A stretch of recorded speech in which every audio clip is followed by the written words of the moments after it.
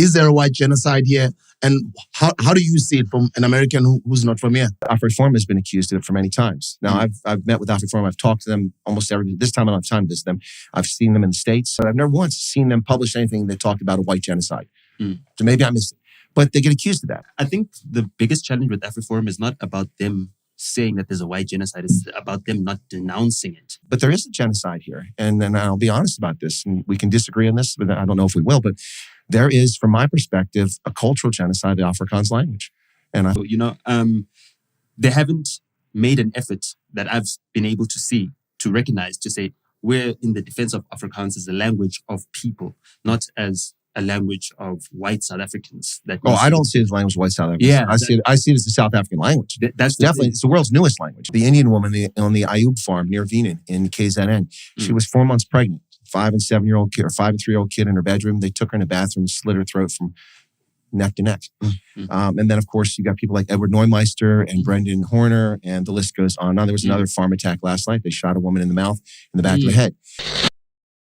Guys, so I've actually been waiting for this episode. I remember on Facebook, I actually saw some snippets of the Colonel Chris Wyatt's visit to Mzek's Kitchen. Mzek's Kitchen is a restaurant really run by the black entrepreneur here, DJ's Boo. I really love DJ's Boo a lot because he's making an effort, to try to initiate these conversations with whites, blacks, possibly Indians and colored at some point, to really do his own part to try to get the conversations going.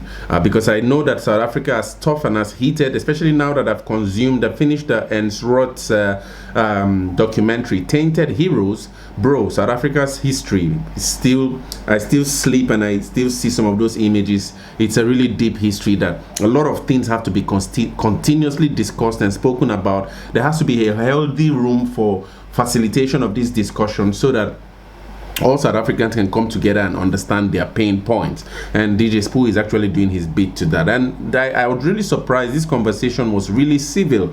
I really enjoyed the conversation very much because, whenever the issue with Nota comes up among many white South Africans, there's actually this ill feeling around him and all that. But I think he has been able to sort of come to understand the hurt that many people might be feeling from his kind of statements, and there's a kind of civility I actually have been noticing around his disposition and the ways he actually discusses South Africa's politics and political economy, society, and all of that. And I think that's really impressive.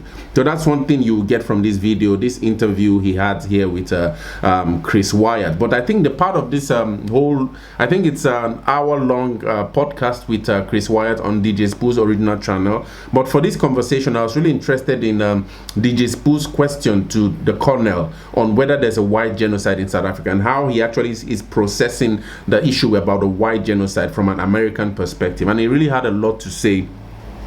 A mouthful. The man actually really knows and understands South Africa. I think he says he speaks 6 languages, and some of them are actually the languages spoken around the south of Africa. Really impressive.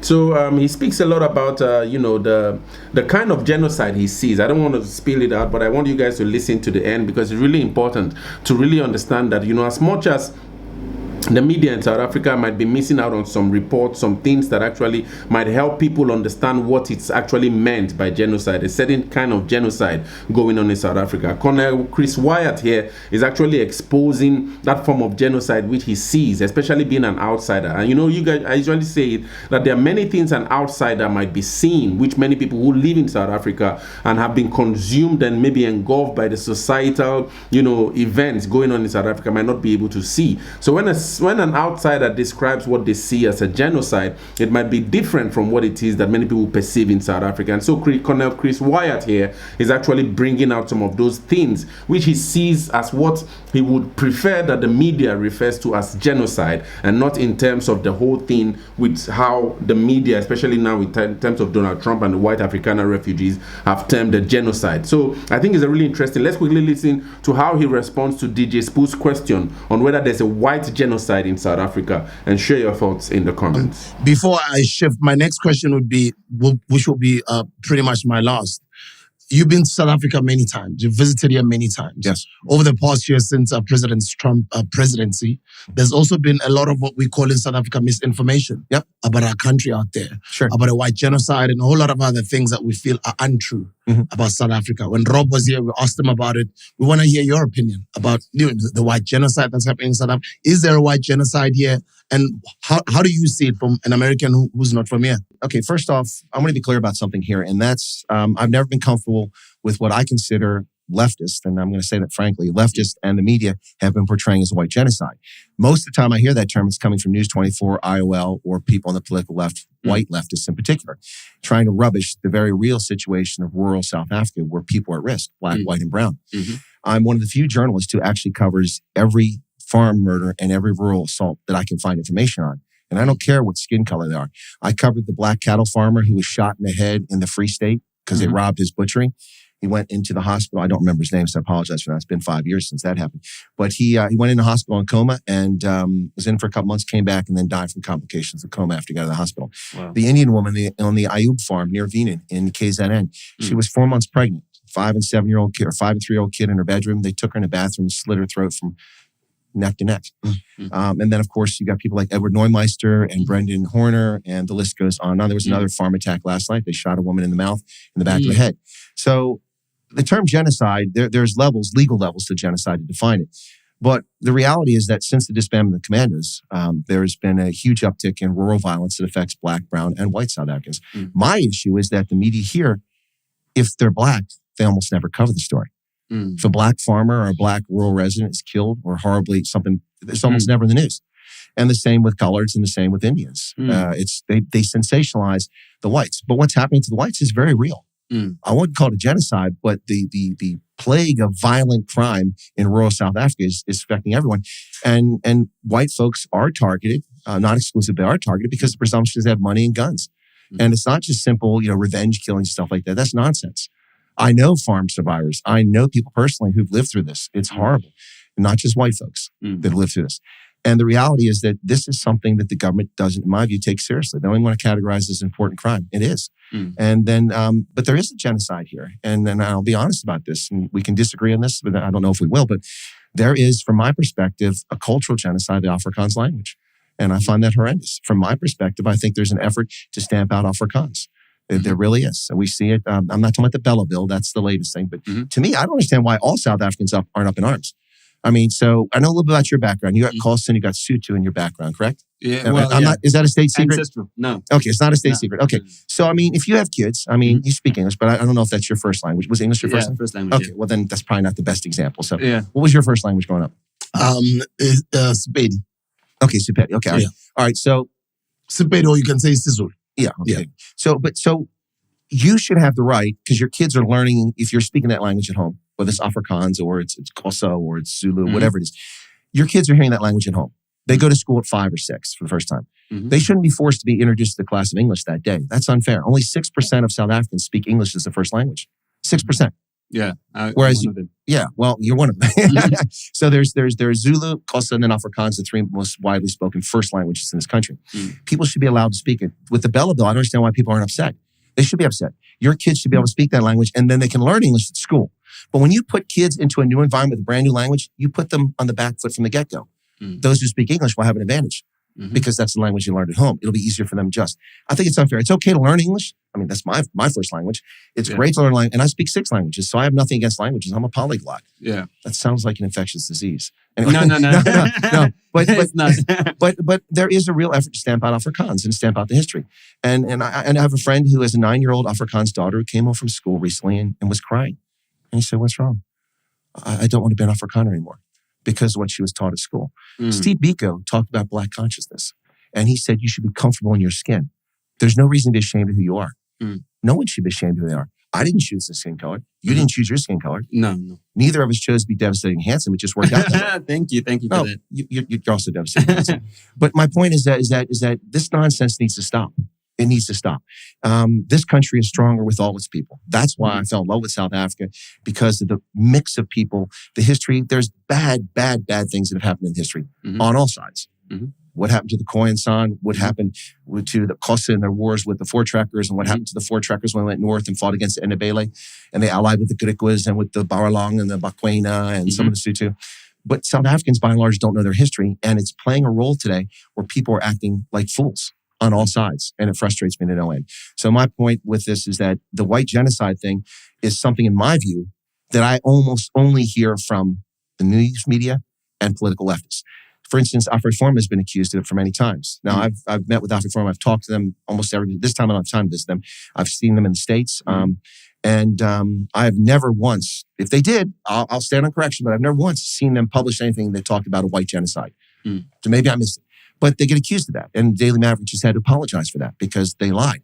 Yeah, but I mean, I think the biggest challenge with AfriForum is not about them saying that there's a white genocide. It's about them not denouncing it. Denouncing what? Like the term white genocide. The term that there's a white genocide, because disassociating from it. Maybe they should do that. Is that what you're trying to say? No, I think they should condemn it because what it masks over, like you explained fully, is that there's a lot of violence in rural South Africa because it's under-policed. Indeed. And there's also a lot of urbanization happening.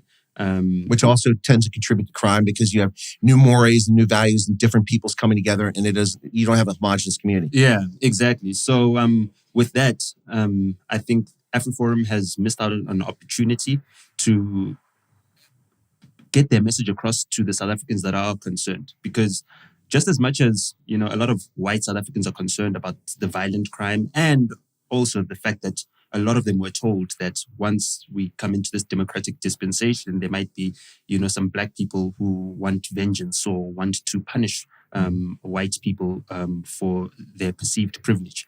AfriForum,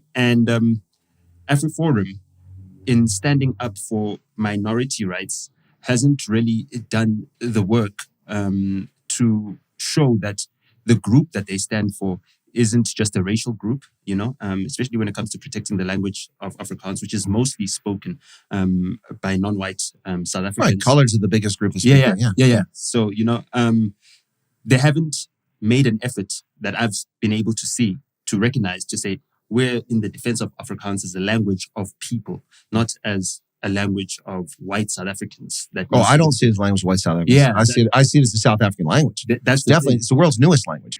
So, except for maybe COBOL for coding. Yeah. So in the way you explain it, it's slightly different from what we see coming from AfriForum and what they've been doing. So there's concern on both sides, and there's mistrust generally between black South Africans and white South Africans. Whereas with white South Africans coming into this new democratic dispensation, there was an effort to say, listen, not all white South Africans are responsible for the injustices. In fact, very few are responsible for it. But by the elite, some were.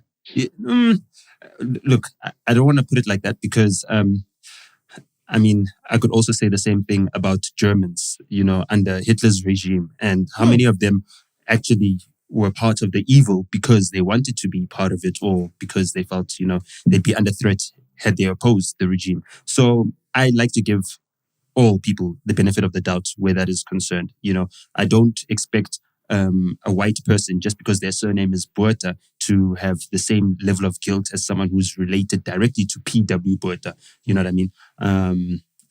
So to speak. So with this mistrust that's happening, it's very difficult for us to build relations, when we're not letting our guard down, where we're all looking for the first offense that confirms why we should be mistrusting of one another. And I feel that the effort to bring us together as a national community, not just, our ethnicities and our tribal identities, hasn't really been supported on the ground.